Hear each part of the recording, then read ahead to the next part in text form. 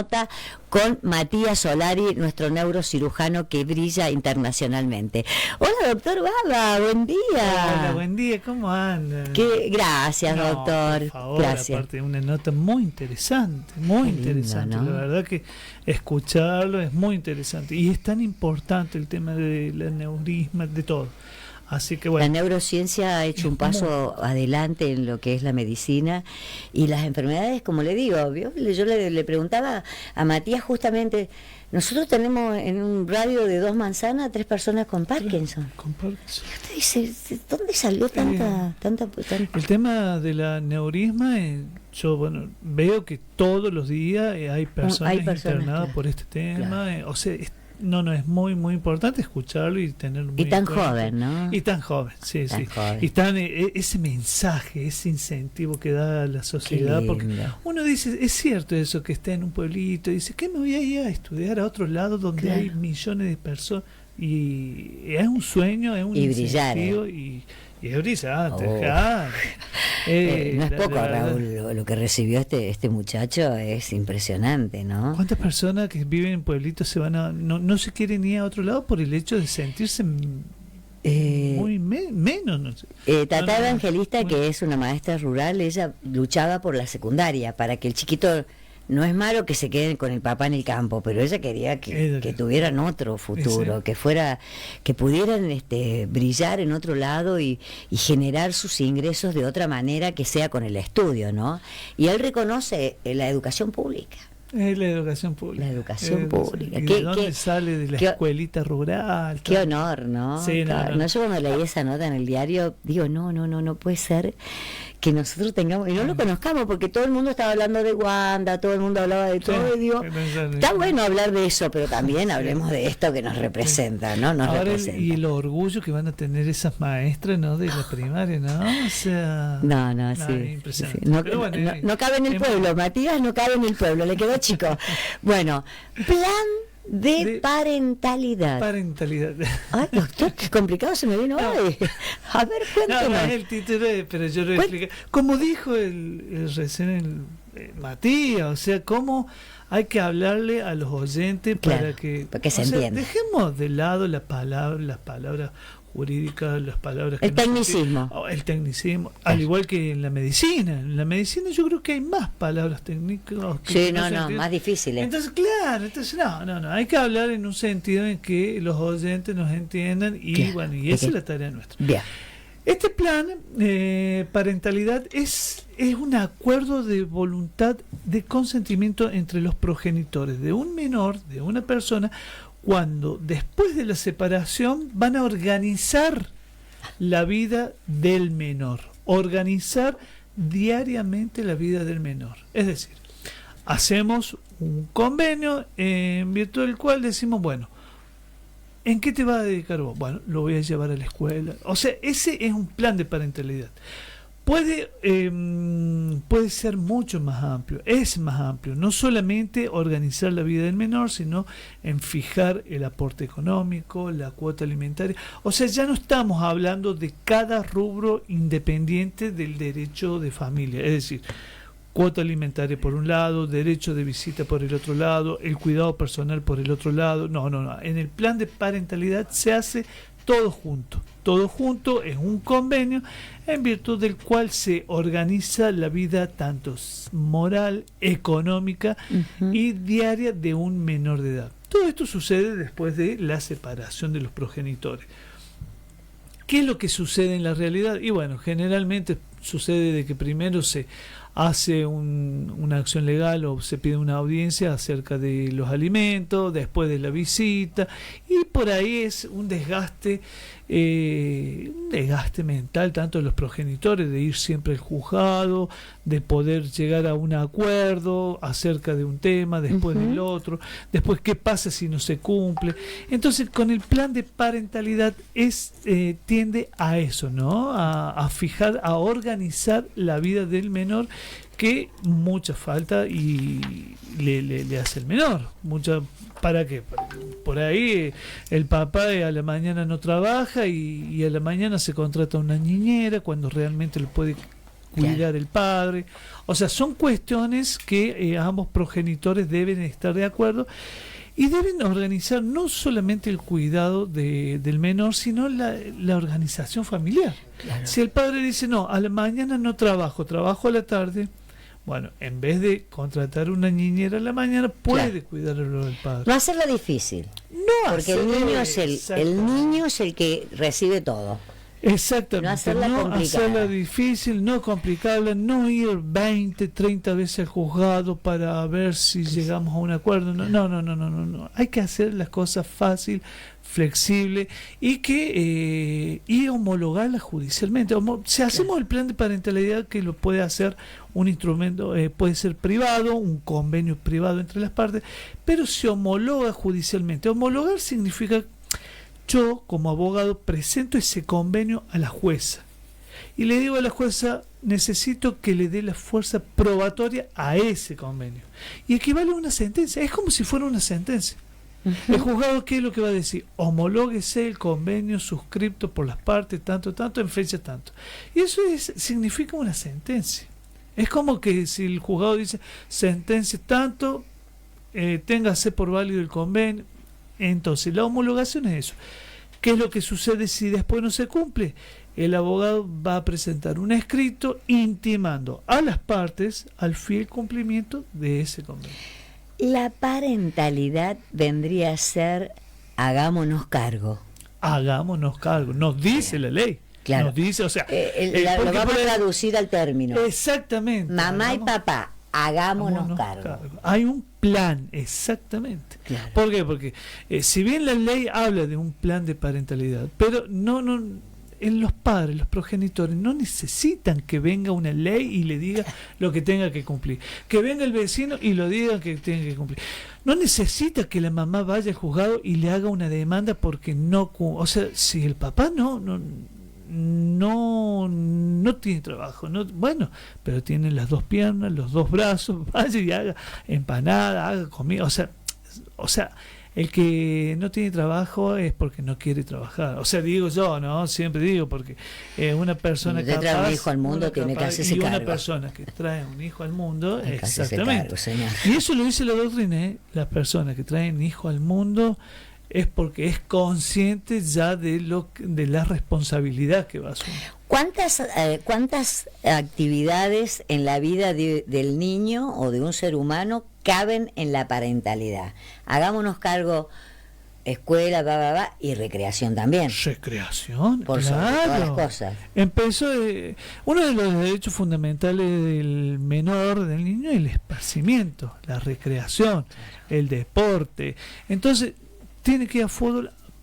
Por eso, hagamos un plan de parentalidad. ¿Quién lo va a llevar? ¿Quién lo va a traer? ¿Quién? O sea, está bien, eso es algo provisorio. Yo siempre digo que los convenios son provisorios porque suele suceder que en algún tiempo, en 2 meses, 3 meses, 1 año, 2 años, cambia esa relación. El papá cambia de trabajo, la mamá cambia de trabajo, el papá tiene otras responsabilidades más, pero no puede dejar la que tiene, o sea, tiene otra familia, otros hijos, pero no puede dejar de lado a lo que tiene que cumplir. Claro. ¿Sí?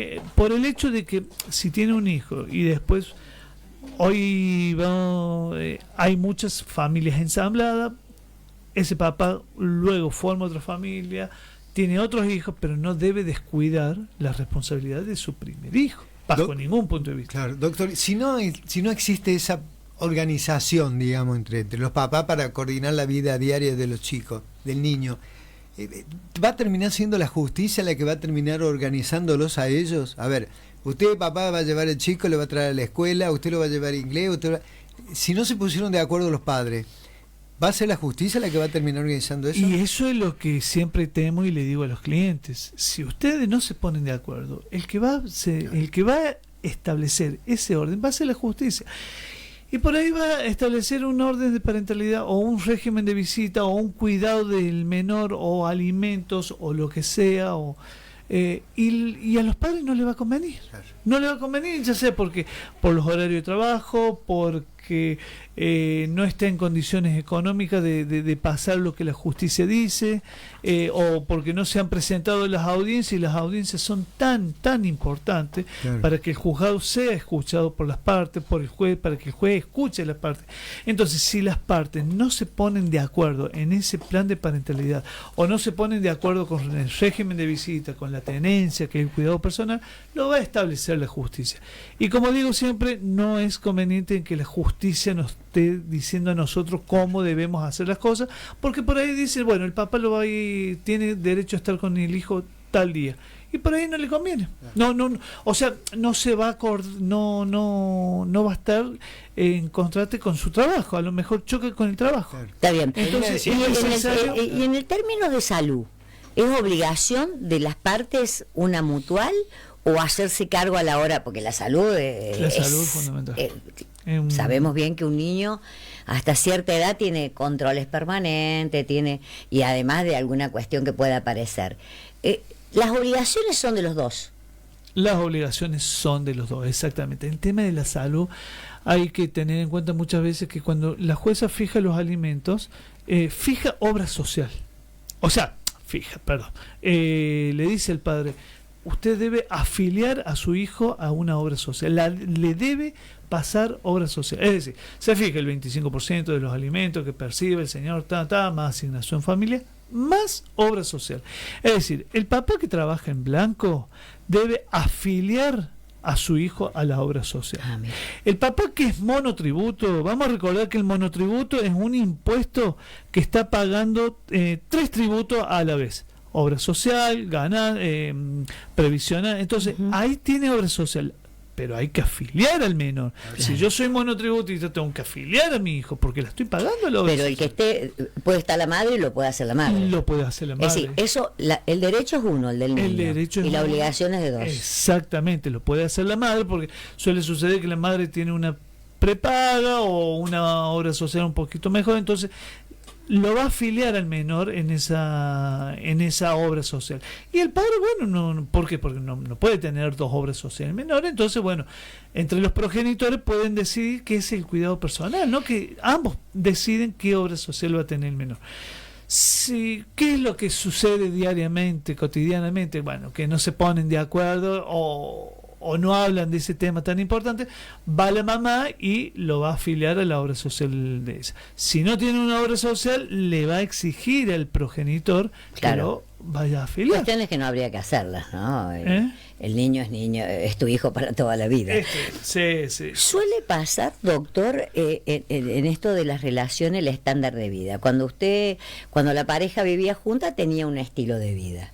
Cuando la pareja se separa, una de las dos queda muy ajustada. Bueno, exactamente. ¿Hay una exigencia de que el chico, si va a vóley, si va a básquet, si va a la pileta, siga teniendo el mismo estándar de vida, o lo tenemos que ajustar al niño también? El menor debe tener el mismo estilo de vida que tenía antes, el mismo estándar. Por eso hay muchas veces y esto está relacionado cuando los papás piden el cuidado personal compartido alternado. Esto significa, el papá lo tiene una semana, la mamá lo tiene una semana, al menor, ¿no es cierto? O sea, una semana, o 10 días, o 20 días, el menor va a dormir en la casa del papá. Esa misma cantidad de tiempo va a dormir en la casa de la mamá. Y dice, no, pero no le voy a pasar alimento, por ahí dice el papá, porque lo tengo el mismo periodo de tiempo que lo tiene la mamá. No, error. Debe pasar alimento, obvio, en proporción menor. ¿Por qué? Porque tenemos que mantener el mismo estándar de vida del menor. Claro. A lo mejor, ¿cuántas veces pasa de que el menor está con el papá y el papá lo lleva a tomar helado, lo lleva a comer afuera, le compra los mejores juguetes, y cuando está con la mamá, no, porque la mamá no está en condiciones económicas, o viceversa, Entonces, en estos casos debe pasar alimento el papá a la mamá para que tenga el menor en la misma calidad de vida. Y por ahí el papá hace esos cumplimientos, le compra regalos, juguetes, pero no se ocupa de las cosas primordiales, por ejemplo, cosas de la escuela, comprar útiles, pagar las cuotas. Entonces, y el desarraigo, ¿no? Porque por ahí el nene uno lo manda a un privado Claro. Y cuando la mamá quedó sola, la pública, lo desarraiga de los compañeros, que todo eso trae aparejado algunos problemas. Es un tema fundamental que al principio estaban en una escuela privada, después se separan y el papá le pasa tanta plata y no puede pagar. Con esa plata paga la escuela nada más, o la escuela y le queda un poquito. Hay que ver ajustadamente ese tema, hay que manifestarlo bien al juez. Y de última, y bueno, lamentablemente el menor tendrá que ir a una escuela. Me duele en el alma decirle eso a la mamá por ahí, y va a tener que ir a una escuela pública, porque las privadas, vamos a ser sinceros, yo creo que están entre 100, 150, 200 por mes, y bueno, y si el papá me pasa 400, que voy a pagar el 50% en una escuela privada. Entonces, por eso siempre volvemos a lo que hablamos al principio. Hablemos entre los progenitores, dejemos el resentimiento de lado y tenemos que hablar, porque si no los menores son los más perjudicados. No puede ser de que un menor vaya a una privada y después, porque el papá no le quiere pasar la cuota o no le quiere aportar la escuela privada, cambiemos al menor de escuela cuando el menor ya hace 6 años que está en esa escuela, hizo los amiguitos, ya tuvo... O sea, los amigos son fundamentales y bueno, y cambiar todo de nuevo, empezar todo de nuevo. Entonces, eso es un caso muy, muy importante, en virtud de la cual siempre se soluciona hablando entre los progenitores, si no lo va a la jueza, el juzgado va a dar una solución que no es una solución, lamentablemente. Está bien. Nos va a imponer una conducta, un dinero que realmente no le va a servir a ninguno de los progenitores. Termina decidiendo un tercero. Que no es un tercero imparcial que realmente no va a tener en cuenta si el menor va a una privada, si va a un instituto de inglés, no lo va a tener en cuenta. Doctor, ¿qué es el interés superior del niño? El interés superior del menor es tan... Vamos a hablar como al principio para que los oyentes me entiendan. Todas las decisiones, ya sean judiciales, del ámbito judicial, las decisiones administrativas, ¿sí?, del Poder Ejecutivo, Poder Legislativo, todas las decisiones, todos en virtud de la cual decidan sobre un menor, deben tener la prioridad. Es decir, no pueden tener esa prioridad, no pueden dejar la prioridad del menor de lado, ¿sí? Es el interés superior. Si nos vamos al ámbito jurídico, es el conjunto de normas jurídicas generales y obligatorias que regulan la relación de los menores ante la sociedad, ¿sí? Es decir, en todas las decisiones, pero cuando hablo de todas las decisiones sobre los menores debe haber un interés, ¿sí? Por ende, es el interés superior del menor en la cual debe ser tenida en cuenta y no dejada de lado, que lamentablemente y en este paradigma social muchas veces se deja de lado. En el ámbito judicial muchas veces se dictan resoluciones judiciales que lo están dejando de lado, y tanto en el ámbito familiar, si vamos a una decisión entre los progenitores, no podemos tener alguna decisión dejando de lado al menor. Es decir, la mamá, esta noche voy a salir al boliche y voy a dejar al menor con una tercera persona. No podemos dejarla con una tercera persona, salvo que sea un pariente. Entonces se está vulnerando el interés superior del menor, el interés moral, psicológico. Y se está dejando de lado. Los primeros que lo vulneran son los padres, ¿no? Los primeros que lo vulneran son los padres. Cuando toman de rehén los niños. El tema del rehén, el tema que yo siempre digo, cuando se usa de escudo a un menor, bueno, me pasa la cuota, no te voy a dejar a ver a mi hijo. Son dos institutos totalmente distintos, lo que es uno, los alimentos, lo que es el derecho de visita, son institutos distintos, van de la mano, pero son distintos. Entonces, si no me pasan los alimentos, la mamá debe dejar ver al menor con su papá. ¿Por qué? Porque ahí, si no lo dejamos ver, estamos vulnerando el interés superior del menor. Ese contacto que hay entre mamá e hijo no es un beneficio del papá. Obvio, pero estamos hablando de un interés del menor. Ese interés que tiene que estar con el padre. Porque el menor va a estar toda la vida con su papá y su mamá. Y no podemos desde tan corta edad vulnerar hacer ese impedimento. Y la vinculación parental.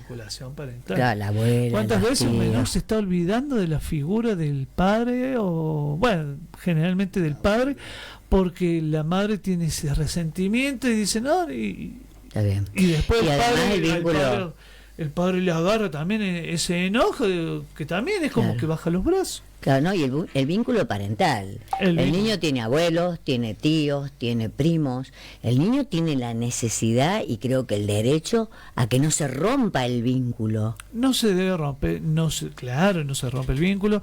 El tema de las visitas con los abuelos, muchas veces hay muchos abuelos que están en una edad muy avanzada, que no pueden ver al nieto, y todo viene por los padres, Y en este caso, si bien existe, o sea, hay acciones legales, hay cuestiones o extrajudiciales para que el abuelo pueda ejercer ese derecho, bueno, también hay acciones legales, hay medidas cautelares, precautorias, para que el abuelo cumple con sus obligaciones también como abuelo, ¿no? O sea, muchas veces el hijo ha fallecido.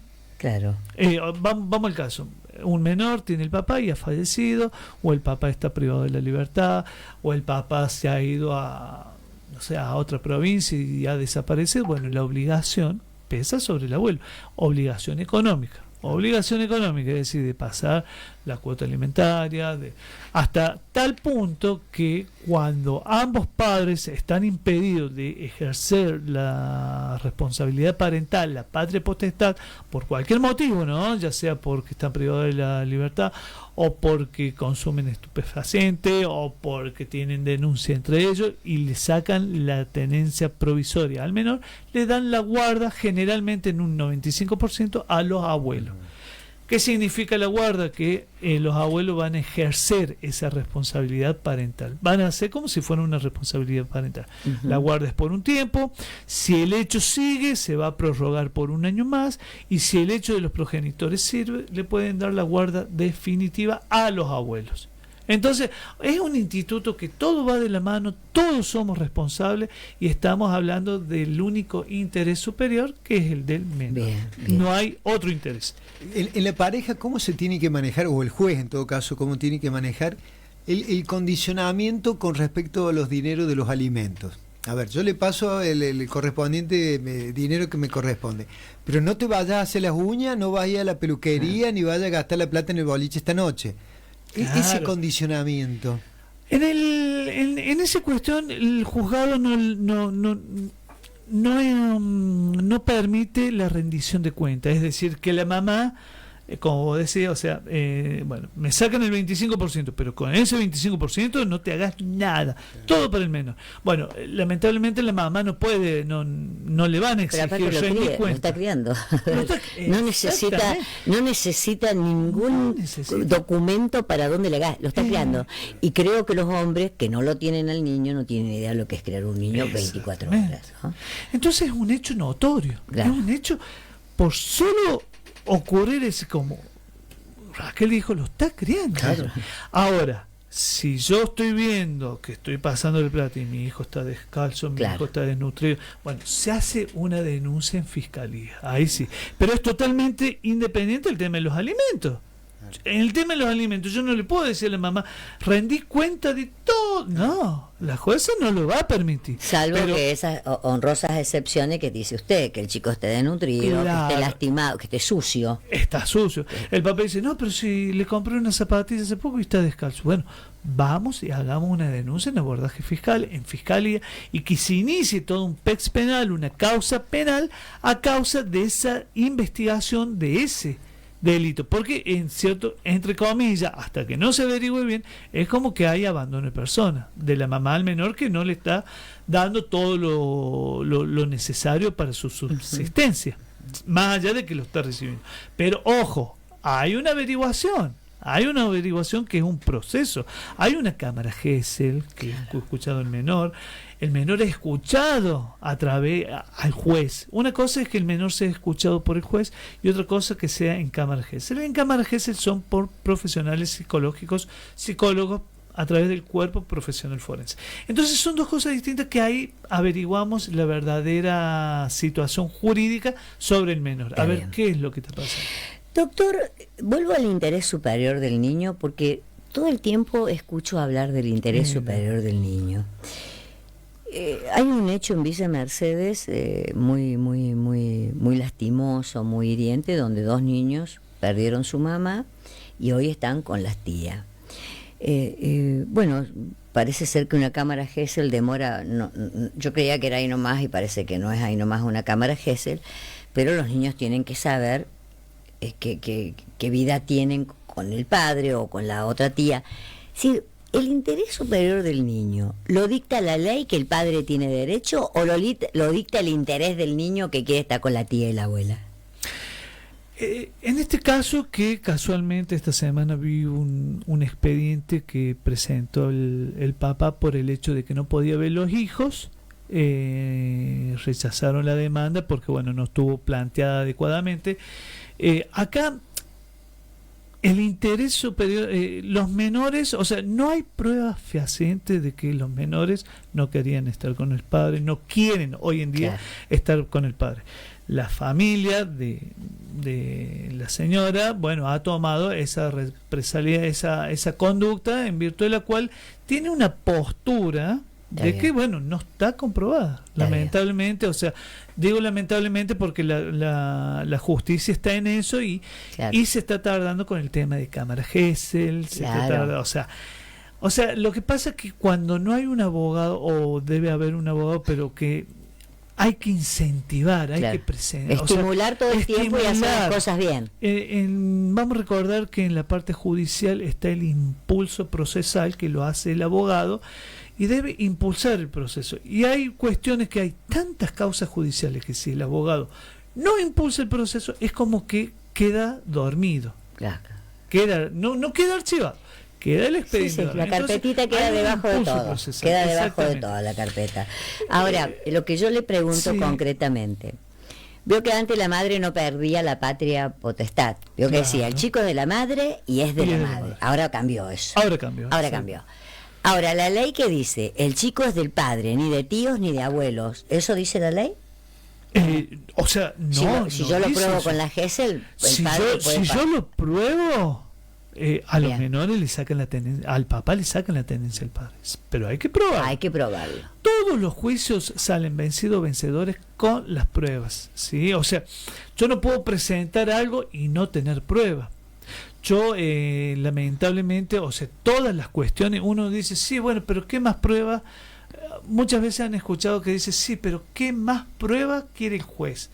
Y bueno, hay pruebas fundamentales. En estos casos, cámara Gesell es fundamental para que los menores sean escuchados. Y más que todo, cámara Gesell, también es necesario que los menores sean escuchados al juez. Y los jueces de familia lo saben, pero los escuchan. Le digo por el tiempo. Por el tiempo, sí. Es decir, los chicos tienen derechos y el padre tiene derecho. Lo puede perder ante un accionar que determine la justicia, pero si la justicia se toma su tiempo, los chicos pueden estar sufriendo la ausencia, o no. Exactamente. Y el padre también, o no. Pero a ver, el tema es que, como dice usted, si no se estimula como dijo el impulso procesal. El impulso procesal. Si duerme el abogado, duermen todos, ¿eh? Así es. Más o menos. Y bueno, perdón, pero también la justicia está lenta. Está saturada. No es solamente que el abogado presenta el escrito, pero tiene los mismos empleados la justicia. No hay nombramiento de gente. Sí, no. Aparte tiene un sueldo muy... Bueno, uno entra al Poder Judicial y lo ve. Está repleto de carteles. Entonces, bueno... y venimos de una feria. Que bueno, en el 2027 ya no va a ser tan larga. 2026 sí, va a ser exactamente igual, pero 2027 ya no es tan larga.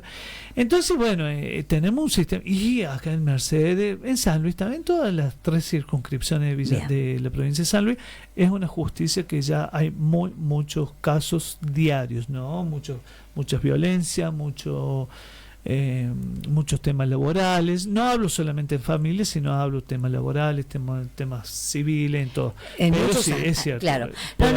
Aparte de la justicia, intervienen en nuestras vidas. Desde que nacemos hasta que nos morimos, el Estado está presente todo el tiempo. Entonces necesitamos que las instituciones se fortalezcan. ¿Cómo se fortalecen? Trabajando, pero hay un ajuste, hay un sistema que realmente nos tiene mal a todos y está con la misma cantidad de empleados no sé de cuántos años. Y la realidad marca que tenemos problemas de familia, de alimento, de violencia. ¿Cuántos problemas hay y son los mismos juzgados? Claro. O con los mismos empleados. Es decir, a ver, y la criminalidad avanza y la violencia avanza y todos los días estamos viendo hechos y cada vez se acrecientan más porque hay un Estado en esta sociedad muy violento. Entonces hace que la justicia tenga 3 veces más el trabajo, pero con la misma cantidad de empleados. Con lo mismo. Ahora con este caso, bueno, yo sé que habían o estaban por fijar el tema de cámara Gesell. Sé que estaba avanzando y estaban esperando una prueba pericial, o sea, si Dios quiere, bueno, esperemos de que se pueda resolver, y más que todo por el interés superior de los menores. Ahí porque está. Ellos van, vienen. No, y además son pequeños. Son niños pequeños. Son pequeños que no pueden decidir por sí solos, no tienen ese discernimiento, ¿no? Pero además, hasta esos niños ya debería haber psicólogos atendiendo la situación de los niños. Ha sido un hecho muy violento. Muy violento. Es un hecho violento por el hecho de la madre. Claro, y de lo que vieron. De lo que vieron. Exactamente. Alguien tiene que velar por ese interés superior del niño. Claro, digo, a ver. Claro. Defensoría de Menores está trabajando en el tema. En el juzgado tenemos defensores menores pobres e incapaces 1 y 2, menores incapaces 1 y 2, y está trabajando en el tema porque, como dice, hay que velar sobre los intereses del menor. Pero además no es el único hecho que ha separado todo y ha desbordado todo el núcleo familiar. Hay otros hechos más que conocemos hechos de sangre, hechos de violencia, donde hay niños de por medio. No es que tienen esa causa. En la mayoría de las causas hay niños de por medio. De por medio. En todas las causas. Sí, señor. En todas las causas de familia. Por eso el juzgado se llama Juzgado de Familia y Violencia. Sí. Porque como que sea, porque antes era familia solo, ahora juzgado de familia, niñez, adolescente, y al último dice y violencia. Claro. Porque se está yo creo que se está perdiendo el interés superior del niño, porque lo veo en hechos, ¿no? Hace poquito pude no ser testiga visualmente, pero ante una denuncia de un vecino acá en la zona donde vivimos, la señora salió con un cuchillo y el nene con la mano corriéndolo al marido para clavárselo. Digo, el niño no tiene por qué estar viviendo. ¿Dónde está el interés superior de ese niño? Si ni siquiera está en los padres. Imagínense, si no está en los padres, menos va a estar en personas que representan las instituciones. Y después, por más evaluaciones psicológicas que le den al menor, por más psicólogo, y no hay daños que no se van a reparar. ¿no? Claro. Hay daños que son eternos, lamentablemente, por más que tenga muchas evaluaciones psicológicas, no se van a reparar. ¿Te queda una pregunta, Raúl? No, además eso de que, por ejemplo, en el caso que hablábamos, ante la situación de que ya no está la madre, la familia, una parte de la familia asume una posición, pero como decía usted, la justicia va a tener que tomar una resolución y el padre sigue teniendo derechos. En algún momento la justicia o se los quita definitivamente por una cuestión particular, o se los reconoce. Claro. Por eso hoy en día la justicia está en un estado de incertidumbre necesita pruebas. Necesita pruebas. Las hay, pero no serán suficientes. Por eso hay un proceso de investigación. Por eso se denomina el tiempo proceso también. Judicial. Es un tiempo. Pero también pueden terminar reconociéndole los derechos al padre. Doctor, es un 50 y un 50, exactamente. Doctor, usted que está en el ámbito de la justicia y que todo el tiempo está trabajando con diferentes causas de diferentes índoles, hay que modificar un poquito las leyes en algunos procesos, en algunas cuestiones. No le estoy hablando de bajar la imputabilidad de los niños, no, esa ley no me parece la más justa. Me parece, hay que cambiar algunas normativas porque están muy fuera de tiempo. De tiempo. Hay lo que en materia de violencia. Familia. Nosotros tenemos todas las provincias el código procesal. A ver, existe el código de forma y el código fondo. Fondo significa las normas, ¿no? El menor, y el proceso es cómo se va a llevar adelante el juicio, ¿sí? Está bien. Digo, juicio o cualquier otro proceso judicial o extrajudicial. Eso es de cada provincia tiene su código procesal. El código de forma, las normas, es a nivel nacional. Entonces, el código procesal, acá en San Luis, por ejemplo, es nuevo el código procesal de familia, ¿sí? Que antes no lo teníamos. Entonces, vemos el código procesal laboral, ¿sí? Entonces, con respecto al proceso, no, a mi entender, no hay que modificarlo porque son relativamente nuevos, por así decirlo, ¿sí? Proceso criminal, el proceso penal, el derecho procesal criminal, que es para llevar adelante, se ha estado modificando y se acelera el proceso judicial. Ahora, lo que por ahí hay que cambiar es el código de fondo, que es la norma, ¿no? El código vendría a ser la norma jurídica que se debe aplicar en ese proceso. Bueno, el código de fondo, por ejemplo, el código laboral, que se está en modificación, hay que modificarlo. Hace poco en el 2015 se modificó el código civil y comercial. Pero el procesal, a mi entender, lo veo bien en ese sentido. Hay una ley, la 0242, que es la de violencia, o sea, cada instituto jurídico tiene su ley y su proceso. No escapamos de la Constitución Nacional, no escapamos de la Constitución. Pero usted me estaría hablando de lo que vendría a ser la instrucción, la primera parte. La primera parte cambió para bien. El proceso, exactamente. Claro, a mi entender. A su entender. Hay otros abogados que, bueno, no, pero a mi entender, tanto el código, porque tenemos código procesal en San Luis, estoy hablando, código procesal de familia, criminal, laboral, que son relativamente nuevos, digo, pero llevan bien el proceso judicial. Ahora, las normas que son a nivel nacional, las leyes madre, esas, por ejemplo, el tema laboral, que es lo que se está modificando ahora, tal cual. El tema penal, el tema laboral, tenemos una ley del 74. Yo no había nacido, imagínense. Ya tenemos media ley nueva. Ya tenemos, claro. Bueno, eso sí necesita. Doctor, ya sé que te quitamos tiempo, pero tampoco nos quites tanto a nosotros. ¿Puedo pedir un tema para la próxima? Sí, después se lo pedís en privado. Acá no marcas la agenda vos, discúlpame. Vamos por parte. Vamos por parte. No. Dejemos que veamos qué quiere traer el doctor. Y menores no existe el término. Puede existir para ellos, pero para nosotros no se olvide que tenemos un maestro, el doctor Rudy, que menores es inferiorizar a los pequeños. Claro, no se olvide. No se trata de menores. Usted, cuando uno dice menor, el doctor Rudy, que es un especialista, él dice, cuando decimos los menores, hablamos de menor y mayor, ¿no? Menor y mayor. Entonces se produce una inferioridad. Claro. Como que son menores. Y la lucha, el doctor Rudy, la lucha por la terminología, ¿no? Pero es un tema para tratar, pero mejor... ¿Quién más con experiencia que el doctor Rudy, no? Un pediatra que ha traído al mundo a todos, pero un estudioso de la normativa de los chicos. De los niños. Estuve en la entrada con él acá en la radio y me reconoció. Y yo tengo 47 años. Y él me atendía cuando era chiquito. Ya le voy a decir algunas cosas del doctor Rudy. No, y él me decía, me acuerdo de vos. Y él tiene, y nos pusimos a hablar. Una eminencia. Una eminencia. Doctor, muchas gracias. Muchísimas gracias a ustedes, chicos. A trabajar, a full.